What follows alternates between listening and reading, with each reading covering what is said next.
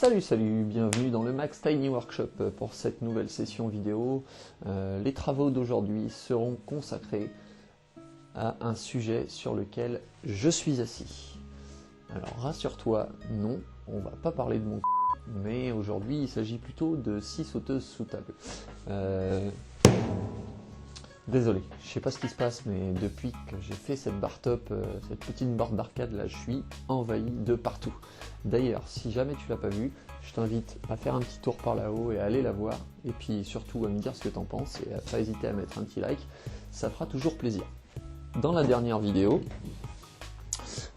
j'ai mis une petite image subliminale concernant les travaux qu'on allait effectuer sur cette session, et là, pendant la fabrication de la borne d'arcade, je me suis aperçu qu'il me manquait, non, j'aimerais bien avoir une scie à ruban dans mon petit atelier, c'est même pas envisageable, donc on va se rabattre sur une petite solution de repli qui est de mettre cette scie sauteuse, de l'intégrer à la table. J'avais déjà intégré une défonceuse, peut-être que tu as pu me voir l'utiliser dans une vidéo précédente. On va faire la même chose avec la scie sauteuse que j'ai acheté spécialement pour ça. Alors j'ai dû payer ça une vingtaine d'euros en promo sur internet. Ça va ressembler à quelque chose comme ça. Voilà, tu vois, alors bon, excuse-moi pour le dessin, hein, je suis pas un foudre de guerre en la matière, mais voilà, c'est l'idée concrète que je vais essayer de faire. Cette vidéo n'a pas vraiment un but didactique, mais va plutôt montrer une méthodologie globale, parce que ça sert à rien, je pense que je te file les mesures de ce que je fais moi, parce que c'est mon établi est sur mesure, l'écartement, enfin il n'y a rien de standard dans tout ce que je produis, mais c'est juste histoire de transmettre un petit peu au moins l'idée globale du projet et ce qu'on peut en faire, quoi. On va se lancer et puis je te souhaite un bon visionnage. C'est parti.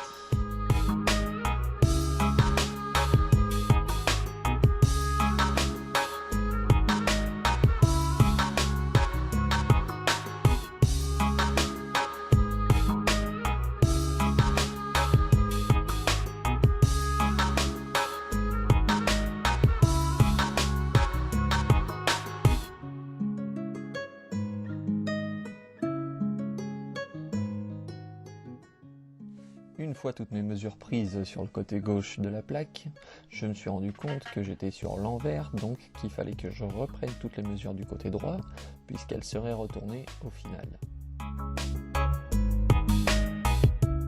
Une fois l'erreur rectifiée, je prends les repères de mes trous et je perce à l'aide d'un guide pour percer bien droit et avec un support en dessous pour que les trous soient bien propres.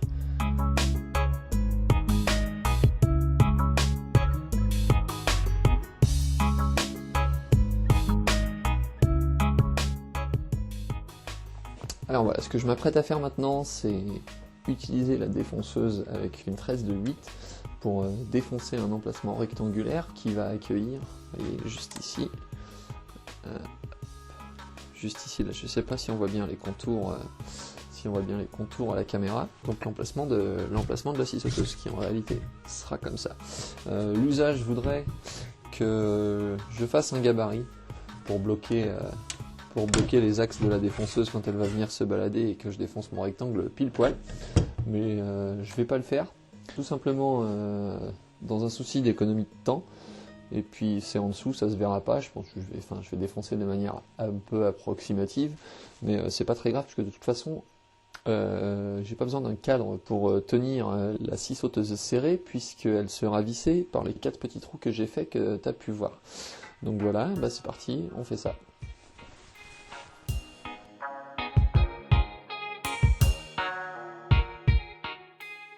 Je le fais en 2 passes pour éviter de forcer le moteur de la défonceuse et surtout de ripper vu que j'ai pas de gabarit.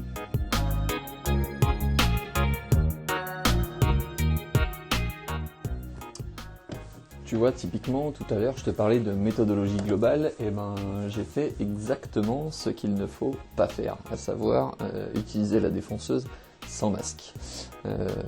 Quand on utilise la défonceuse, en particulier quand on défonce du médium, enfin du valchromate là, qui est un dérivé du médium, qui produit des particules ultra fines et ultra nocives, c'est pas bon.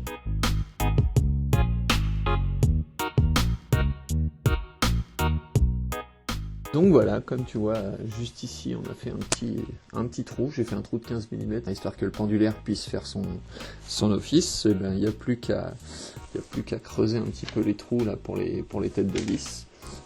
Installer les têtes de vis, tester le tout, et puis bah, c'est parti.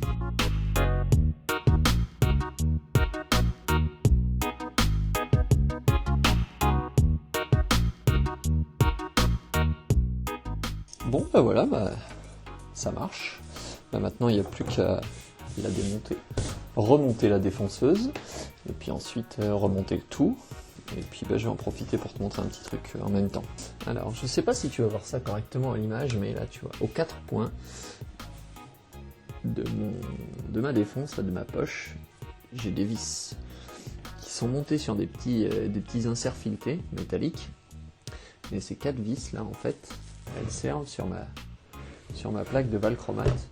Elles tombent en face de trous sur lesquels j'ai collé des rondelles. Ces petits trous-là me servent à faire le niveau de ma plaque, qu'elle arrive bien à la fleur de mon plan de travail.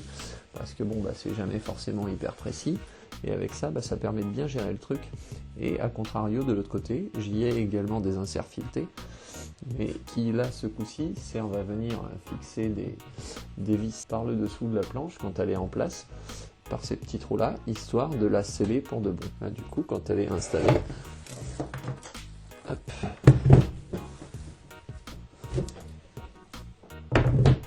voilà, on ne doit pas voir grand chose, mais les petits vis tombent pile poil en face de mes petits trous, et de fait ma plaque arrive pile poil de niveau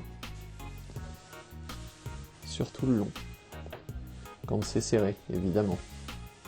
Voilà, bon, et ben maintenant on n'a plus qu'à monter la scie sauteuse et on aura fini la première étape de notre chantier. On passera à la suivante. Bon alors voilà, on a enfin mis la petite scie sauteuse sous table, donc maintenant ce qu'on va faire, c'est qu'on va se créer le guide qui va servir de guide parallèle et de maintien de la lame de scie. Et pour ça, bah, on va utiliser un bout de contreplaqué qui me reste d'un autre chantier.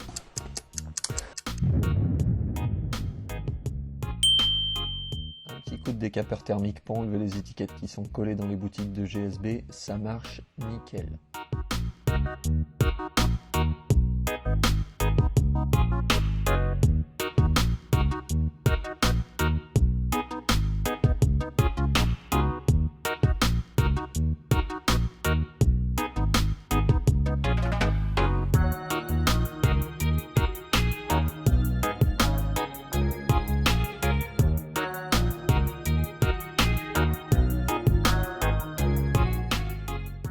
Molettes en plastique que tu me vois utiliser, je les ai trouvées sur Thingiverse et je les ai imprimées en 3D.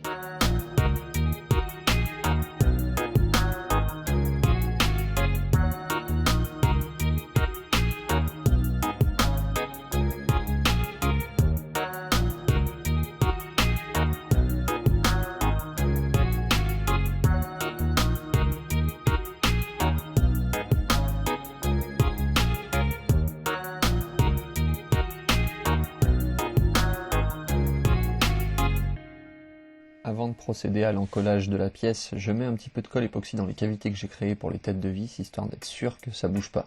Ceinture et bretelles.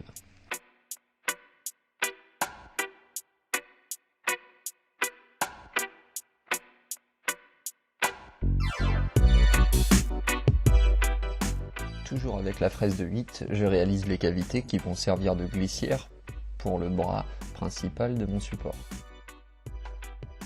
Et je fais une deuxième passe sur l'axe où il y a les roulements à billes de l'épaisseur d'une tête de vis M8.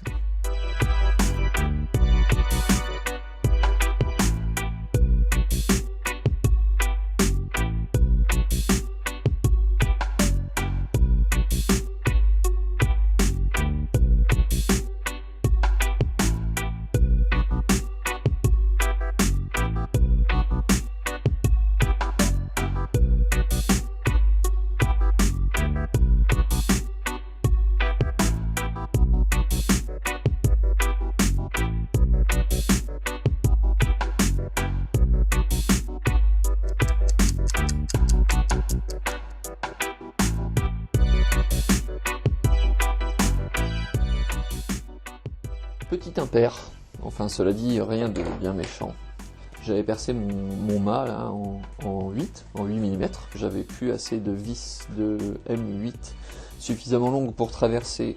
Donc du coup, ce que j'ai fait, j'ai récupéré des petites vis, des vis à tête plate en M6 que j'avais encore. Voilà, je les ai passées vite fait au tour et à meuler pour que ça rentre correctement ici là, et que ça rentre bien dans l'axe. Voilà, tout ce que j'espère, c'est que une fois serré, ça va pas donner trop de jeu, puisque bon, bah, le diamètre est quand même 2 mm plus fin.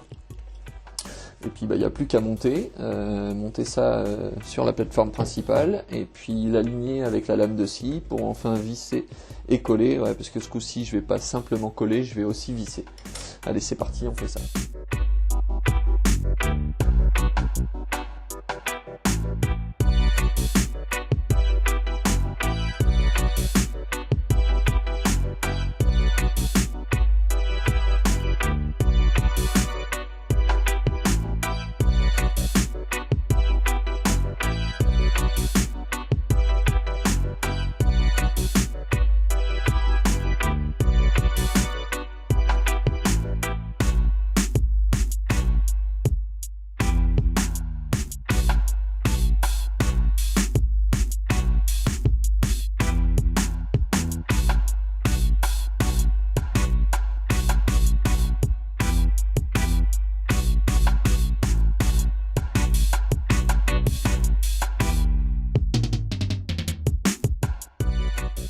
Bon bah voilà, petite upgrade de l'atelier qui s'est plutôt pas mal passé. Alors j'ai pas appliqué de produit de finition, j'ai juste fait un léger ponçage et j'ai même pas passé d'huile ou quoi que ce soit. Alors c'est pas parce que c'est pour l'atelier que ça doit forcément être moche, moi je vois surtout côté pratique, et puis surtout j'ai pas de produit de finition.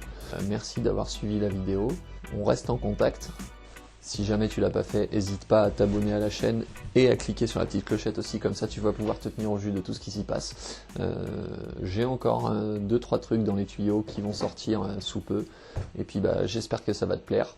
Merci beaucoup, salut.